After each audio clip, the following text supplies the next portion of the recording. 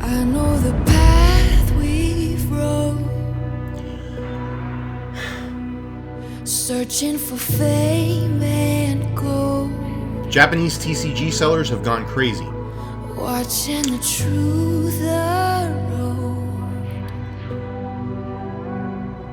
Can we hold the line? Can we hold the line? Let's talk about it. Thursday night, Friday morning, I woke up because I had to go to the bathroom. The bladder was like, yo, wake up, son. What are you doing? Huh?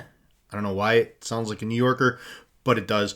And I went to the bathroom and then I looked at my phone because I decided I wanted to take a look at the, social media, because that's what you want to do right before you try to go back to sleep.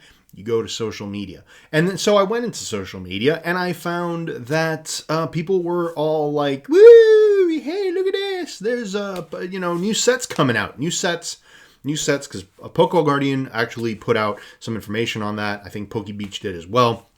And, man, oh man. All right, so here's the deal. I saw all that and I said, cool, the new sets are being released or are being announced for Japanese. So let me take a look and see if there's any indication of booster boxes that are like ready to be sold or whatever, pre-orders. Because I know that they like to put the pre-orders up way, way in advance.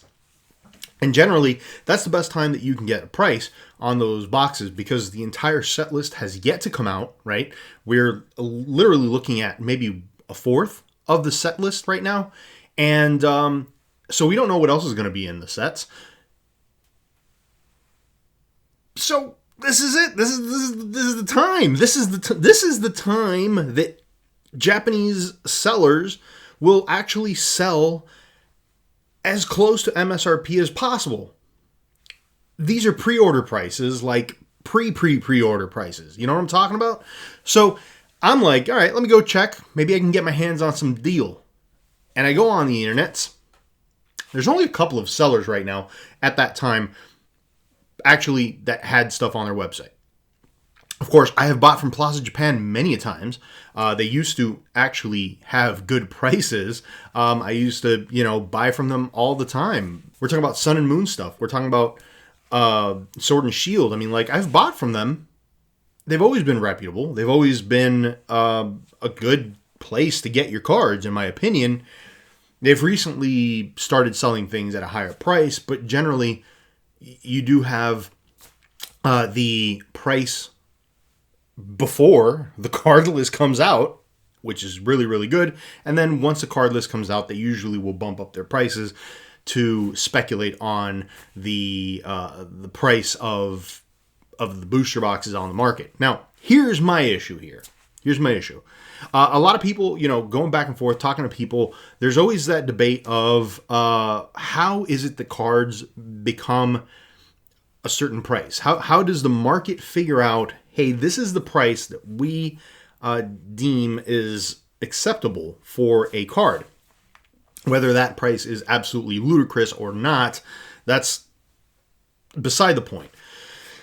And this is where I have always thought, okay, the prices for Japanese booster boxes are set by some of the larger companies that sell Pokemon TCG. In this particular case, Plaza Japan, probably the first to put up their pre-orders for the new sets, Clay Burst and Snow Hazard. They set the tone at this point. They have set the tone. And I'm going to show you right here, right now, what the prices look like that night or that morning when I looked.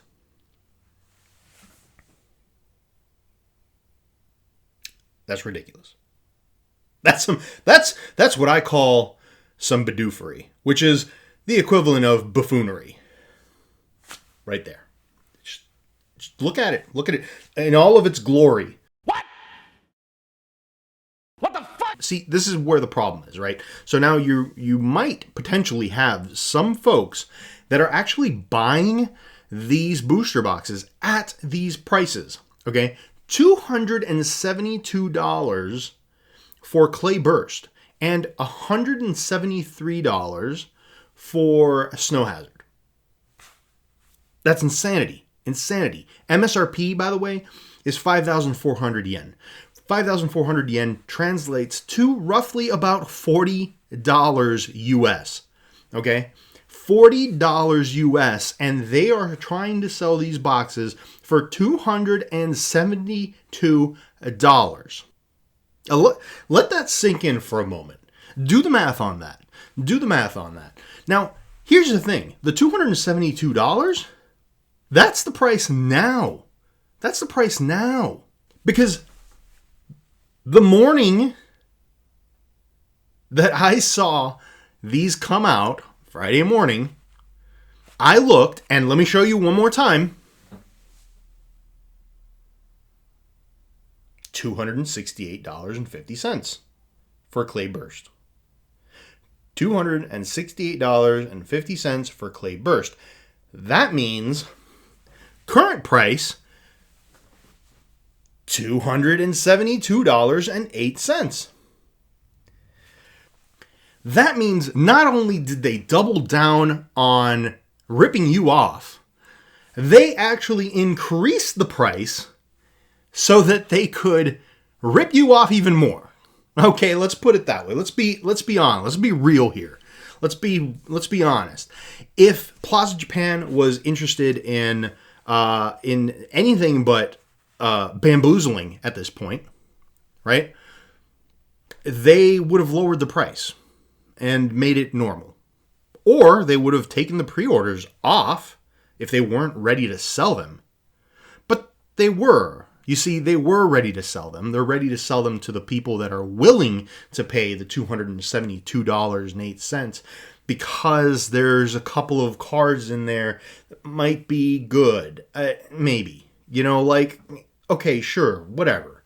You've got a trainer and another trainer. Does it matter? Are they worth that much money? Because the point is that you're probably not going to pull one of these trainers in the first box. I mean, you might get lucky, but let's be honest, you're probably not. So you'd have to buy a bunch of these boxes in order to pull the trainer that you want if that's what you're looking for. For everybody else, well, I mean, we're all screwed, basically. But if you're buying these boxes at $272, I mean, listen, you do you, all right? You buy what you like, you do what you want with your money. Fine, I get it. It's your money. You can spend it on, potato chips that have been peed on, for all I care. I mean, it's entirely up to you. But think about it. Why would you spend $272 on a booster box that you're probably not even going to pull the cards that you want out of? Most likely. And the only reason to actually buy these booster boxes at these prices is if you really wanted to chase one of those SAR cards that are probably going to be ridiculously overpriced, because there's always people willing to pay that, which is insane to me, but that's the way it works. That's life.